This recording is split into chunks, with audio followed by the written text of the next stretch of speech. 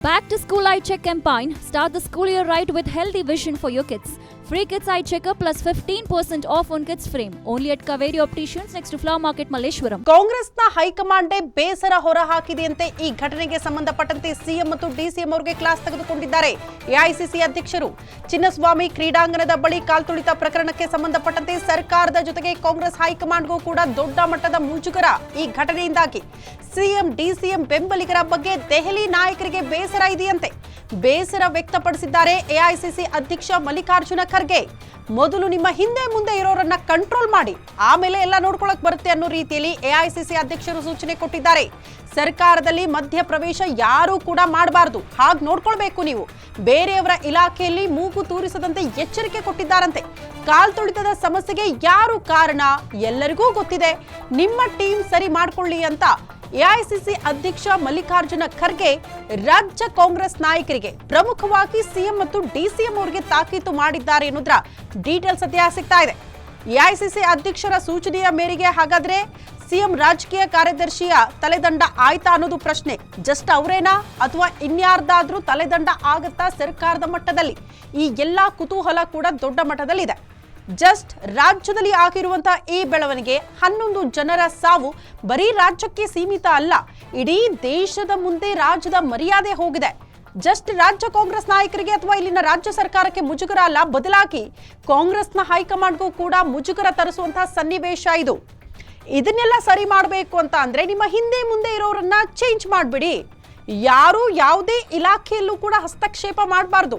ಕೊಟ್ಟಿರುವಂತಹ ಜವಾಬ್ದಾರಿಯನ್ನ ಅವರವರೇ ಅಚ್ಚುಕಟ್ಟಾಗಿ ಆ ಇಲಾಖೆಯನ್ನ ನಿಭಾಯಿಸಬೇಕು. ಅದನ್ನ ಬಿಟ್ಟು ಬೇರೆಯವ್ರ ಇಲಾಖೆಗೆ ಮೂಗು ತೋರಿಸೋದು, ಇನ್ನೇನೋ ಮಾಡಕ್ ಹೋಗೋದು, ಇದರಿಂದ ಆಗುವಂತಹ ಎಡವಟ್ಟುಗಳನ್ನ ಯಾರು ಸರಿ ಮಾಡ್ಕೊಳ್ಬೇಕು?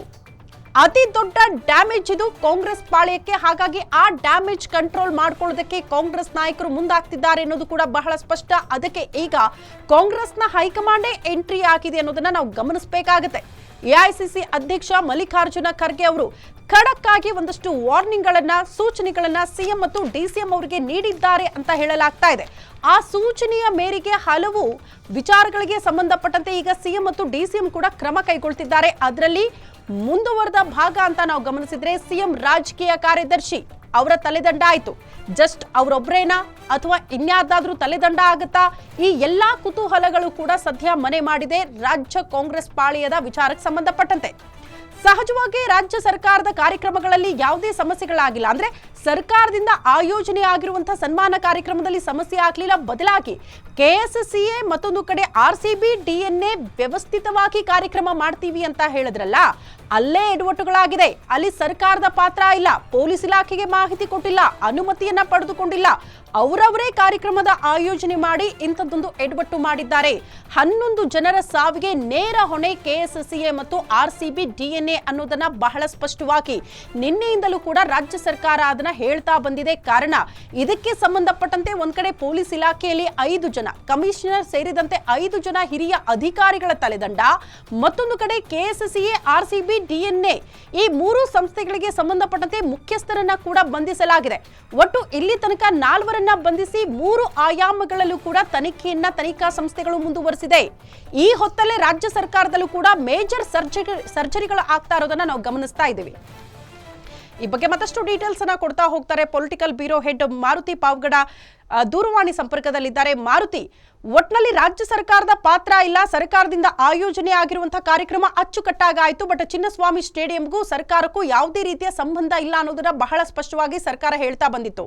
ಬಟ್ ಏನೇ ಹೇಳಿ, ರಾಜ್ಯದಲ್ಲಿ ಆಗಿರುವಂತಹ ಈ ಬೆಳವಣಿಗೆ ದೇಶದಲ್ಲೇ ರಾಜ್ಯದ ಮರ್ಯಾದೆ ಹೋಗೋ ಮಟ್ಟಿಗೆ ಅತಿ ದೊಡ್ಡ ಡ್ಯಾಮೇಜ್ ಇದು ಕಾಂಗ್ರೆಸ್ ಪಾಳ್ಯಕ್ಕೆ. ಹೇಗಿದನ್ನ ಡ್ಯಾಮೇಜ್ ಕಂಟ್ರೋಲ್ ಮಾಡೋದಕ್ಕೆ ಕಾಂಗ್ರೆಸ್ ಹೈಕಮಾಂಡ್ ಮುಂದಾಗ್ತಾ ಇದೆ ಅಂತ?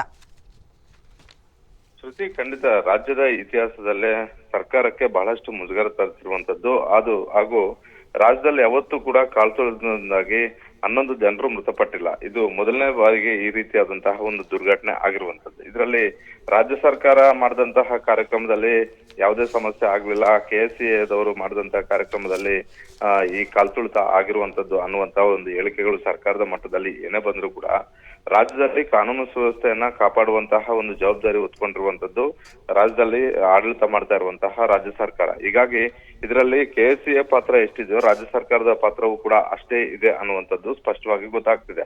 ಈ ಹಿನ್ನೆಲೆಯಲ್ಲೇ ಕಾಂಗ್ರೆಸ್ ಹೈಕಮಾಂಡ್ ಕೂಡ ಮುಖ್ಯಮಂತ್ರಿ ಸಿದ್ದರಾಮಯ್ಯ ಹಾಗೂ ಉಪಮುಖ್ಯಮಂತ್ರಿ ಡಿ.ಕೆ. ಶಿವಕುಮಾರ್ ಅವರ ವಿರುದ್ಧ ಅಸಮಾಧಾನವನ್ನು ವ್ಯಕ್ತಪಡಿಸಿರುವಂತದ್ದು.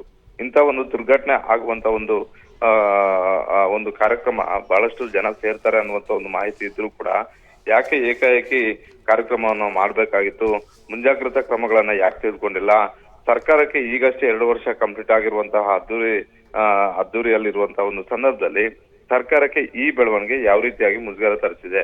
ಕೇವಲ ರಾಜ್ಯ ಸರ್ಕಾರಕ್ಕಷ್ಟೇ ಇದು ಸೀಮಿತ ಆಗಿಲ್ಲದೆ ಕಾಂಗ್ರೆಸ್ ಹೈಕಮಾಂಡ್ ಬಗ್ಗೆನೂ ಕೂಡ ಇಡೀ ದೇಶಾದ್ಯಂತ ಚರ್ಚೆ ಆಗ್ತಿದೆ.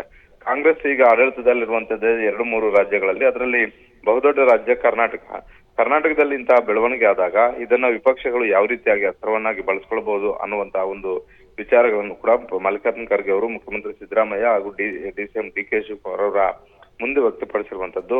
ನಿಮ್ಮಿಬ್ಬರ ಜೊತೆ ಇರುವಂತಹ ಪಟಾಲಂ ಏನಿದೆ ಆ ಪಟಾಲಂಗೆ ಚುರುಕು ಮುಟ್ಟಿಸುವಂತ ಒಂದು ಕೆಲಸ ಆಗ್ಬೇಕು ಅಂತ. ಯಾಕಂತ ಹೇಳಿದ್ರೆ ಈ ಕಾರ್ಯಕ್ರಮ ಆಯೋಜನೆಗೂ ಮೊದಲೇ ಪೊಲೀಸ್ ಕಮಿಷನರ್ ಆಗಿದ್ದಂತಹ ದಯಾನಂದ್ ಅವರು ಬಹಳಷ್ಟು ಸ್ಪಷ್ಟವಾಗಿ ಹೇಳಿದ್ರು, 2 ಕಡೆ 3 ಕಡೆ ಕಾರ್ಯಕ್ರಮ ಮಾಡಿದ್ದೆ ಆದ್ರೆ ಭದ್ರತೆಯನ್ನು ಕೊಡೋದು ಬಹಳಷ್ಟು ಕಷ್ಟ ಆಗುತ್ತೆ. ರಾತ್ರಿ ವಿಜಯೋತ್ಸವ ಇಡೀ ರಾತ್ರಿ ಮಾಡಿದ್ದಾರೆ ಆರ್ಸಿಬಿ ಅಭಿಮಾನಿಗಳು, ಅವರೆಲ್ಲರನ್ನೂ ಕೂಡ ಚದುರಿಸೋದೇ ಬಹಳಷ್ಟು ಕಷ್ಟದ ಕೆಲಸ ಆಗಿತ್ತು. ಹೀಗಾಗಿ ನೇರವಾಗಿ ನೀವು ಮತ್ತೆ ಇವತ್ತು 2-3 ಕಾರ್ಯಕ್ರಮಗಳನ್ನು ಮಾಡ್ತೀವಿ ಅನ್ನೋದಾದ್ರೆ ಪೊಲೀಸ್ ಭದ್ರತೆಯನ್ನು ಕೊಡೋದು ಬಹಳಷ್ಟು ಕಷ್ಟ ಆಗುತ್ತೆ ಅನ್ನುವಂತಹ ಒಂದು ಸಲಹೆಯನ್ನು ಕೊಟ್ಟಿದ್ರು. ಇದನ್ನ ಮೀರಿ ರಾಜಕೀಯ ಒತ್ತಡಕ್ಕೆ ಮತ್ತೆ ಒಳಗಾಗಿ ಅನಿವಾರ್ಯವಾಗಿ ಪೊಲೀಸರು ಒಪ್ಕೊಳ್ಳುವಂತ ಒಂದು ಪರಿಸ್ಥಿತಿ ನಿರ್ಮಾಣ ಆಗಿತ್ತು. ಈ ಎಲ್ಲದಕ್ಕೂ ಒಟ್ಟಾರೆ ನಾವು ನೋಡಿದ್ದಾದ್ರೆ ಎಲ್ಲದರ ಹಿಂದೆ ಇದ್ದಿದ್ದು ರಾಜಕೀಯ ಒತ್ತಡ ಜೊತೆಗೆ ಕ್ರೆಡಿಟ್ ಪಾಲಿಟಿಕ್ಸ್. ಈ ಹಿನ್ನೆಲೆಯಲ್ಲಿ ಈ ಕಾರ್ಯಕ್ರಮಗಳು 2 ಕಡೆ ಆಗಿದ್ದು 11 ಜನರ ಮೃತಪಟ್ಟದಕ್ಕೂ ಕೂಡ ಕಾರಣ ಆಯ್ತು ಅನ್ನುವಂತ ಒಂದು ಅಭಿಪ್ರಾಯಕ್ಕೆ ಕಾಂಗ್ರೆಸ್ ಹೈಕಮಾಂಡ್ ಬಂದಿರೋದ್ರಿಂದ ಕಾಂಗ್ರೆಸ್ ಹೈಕಮಾಂಡ್ ಚುರುಕು ಮುಟ್ಟಿಸುವಂತ ಒಂದು ಕೆಲಸವನ್ನ ಮಾಡಿದೆ. ಅದರಲ್ಲೂ ಎಐಸಿಸಿ ಅಧ್ಯಕ್ಷರಾಗಿರುವಂತಹ ಮಲ್ಲಿಕಾರ್ಜುನ್ ಖರ್ಗೆ ಅವರು ಕರ್ನಾಟಕದವರೇ ಆಗಿರೋದ್ರಿಂದ ಕರ್ನಾಟಕದಿಂದ ಪ್ರತಿ ಕ್ಷಣದ ಮಾಹಿತಿನೂ ಕೂಡ ಎಐಸಿಸಿ ಅಧ್ಯಕ್ಷ ಮಲ್ಲಿಕಾರ್ಜುನ್ ಖರ್ಗೆ ಅವ್ರಿಗೆ ಸಿದ್ದರಾಮಯ್ಯ ಅವರ ಬಣದಲ್ಲಿ ಏನಾಗ್ತಿದೆ, ಡಿ.ಕೆ. ಶಿವಕುಮಾರ್ ಅವರ ಬಣದಲ್ಲಿ ಏನಾಗ್ತಿದೆ ಅನ್ನುವಂತಹ ಒಂದು ಸ್ಪಷ್ಟವಾದಂತಹ ಒಂದು ಮಾಹಿತಿ ಕೂಡ ಸಿಗುತ್ತೆ. ಈ ಹಿನ್ನೆಲೆಯಲ್ಲಿ ಉಭಯ ನಾಯಕರಿಗೆ ಸೂಚನೆಯನ್ನ ಕೊಟ್ಟಿರುವಂತದ್ದು. ನಿಮ್ಮ ಬೆಂಬಲಿಗರು ಮಾಡಿದಂತಹ ಕೆಲಸದಿಂದಾಗಿ ಇವತ್ತು ಈ ಪರಿಸ್ಥಿತಿ ಆಗಿರುವಂತದ್ದು. ಯಾರೆಲ್ಲ ಇದಕ್ಕೆ ಕಾರಣಕರ್ತರಾಗಿದ್ದಾರೆ ಅವರನ್ನ ಹೊರಗಿಟ್ಟು ಕೆಲಸವನ್ನ ಮಾಡಿ ಬೇರೆ ಬೇರೆ ಇಲಾಖೆಗಳಲ್ಲಿ ಮುಗಿತಿರಿಸುವಂತ ಒಂದು ಕೆಲಸ ಆಗ್ಬಾರ್ದು ಅನ್ನುವಂತಹ ಒಂದು ಸೂಚನೆಯನ್ನ ಕೊಟ್ಟಿದ್ದಾರೆ ಶ್ರುತಿ. ಓಕೆ.